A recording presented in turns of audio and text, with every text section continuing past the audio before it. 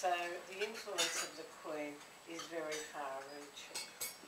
And certainly I want to tell you about my encounters with our young people in the state of New South Wales, because most Wednesdays and Friday afternoons in term time, and this is arranged by the New South Wales Department of Education, it is a tradition which began in the period of Sir Roden Cutler's governorship. The captains and vice-captains of all the schools in New South Wales come to Government House. Year 11 or 12 captains and vice-captains. They come not only from the public schools but from the private schools, Anglican, Catholic and other religions. I speak to them about our constitutional monarchy, our 3 tiers of government, the role of the governor, and the sorts of things one does both formally and informally on behalf of the people of the state and the nation. Then I open it up to questions, and inevitably, even if it's the last question of the afternoon, I am asked, Governor, what do you think about a republic? Always. Never ever fails to be asked. So being a child and adolescent psychiatrist, I have learned to turn the question back to the questioner. What do you think? What do you think about a republic? I asked. After all, you're nearly 18. You may be asked to vote on this. They said, well, we don't really know. So, well, we're not sure. We hear all sorts of arguments. So I put it back to them and I say, okay, you happy living in Australia? Oh, yes, wouldn't want to live anywhere else. No? If you weren't living in Australia, if you had to live somewhere else, could you live in New Zealand? Oh, definitely. Could you live in Canada? Yes. Could you live in the United States? Forgive me. Good for a holiday, but want to come home. It was great fun for a while. What about Scandinavia? Oh, cool. Okay, what about, and I give them a few other countries? No, just tourism, yes. Okay, how about Belgium? Yeah, Holland, yes. I said, do you realise every one of the countries you're nominating have constitutional monarchies, where in fact the monarchs, like our own monarch, interfere not at all in the running of the country, but they're there as a unifying friend.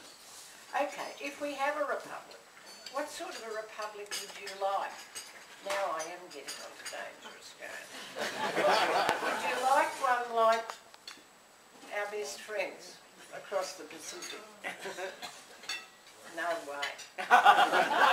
So this is very interesting. You know, you give it back to the youth and you make them think about what are the issues, the aspects of our society that they find appealing. And these are intelligent future leaders. These are the captains and vice-captains. So, you know, if you have grandchildren or great-nieces and nephews who raise these issues, you might try asking them, you know, where they'd like to live if they were forced not to live in Australia, you know, for a positive reason for a while.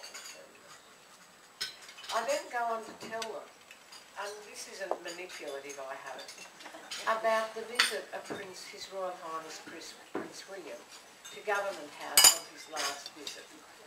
It was in the summer of last year, and as you would expect, the time of his arrival was very clearly scheduled. And at the appointed time, he hadn't arrived. And 10 minutes later, and the clock ticked on. And the later he was, the happier I was. Because I knew exactly where his visit was taking place before he came to Government House. And the longer he stayed there, or was being kept there, the more I knew he would be accepted in Australia. He was in Everleigh Street and on the block in Redfern with the Aboriginal people. And they wouldn't let him go. the elders, the elder women, just hugged him and even kissed him, he told me. When he arrived, he was terribly apologetic. I said, please don't feel like that. I know where you are, and I know those senior women who are all love and loyalty. He said, I realise that. I had never felt so touched or moved in my life as by a group of people, as by the genuineness and sincerity. Some had met my mother and they said, you are very like your mother, and we will pray for you and think about you and your well-being for the rest of your life. He said, I cannot wait to come back to Australia. It has been, this visit has been such a source of inspiration, but being there and being accepted by that community is something I can never ever forget. And when he returned to London, he wrote those words in a letter as well. But it's the genuineness and the sincerity and indeed the humility of that young man which reflects his upbringing too, which is what is being perceived by the Commonwealth and the people across the world. It isn't just the excitement of a royal wedding of a young couple, and it very much appears that Kate shares those qualities of sincerity and humility and reaching out to those who may otherwise have felt marginalised. So I think these are important considerations, and there's no doubt about it that the Queen, above all others, has been the binding and inspiring force which has held together the British Commonwealth of Nations. And what a privilege it is to live within that family. It is a functional family, and hopefully we will one day be celebrating the continuation into the next generation and the one after, and celebrating Prince William in that life.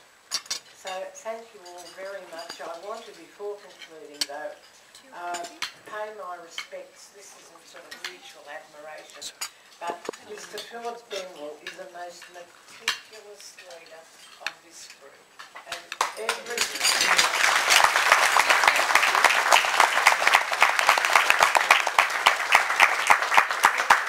sincerity too and devotion is visible to us all in the way these gatherings are so harmonious, so happy and so memorable.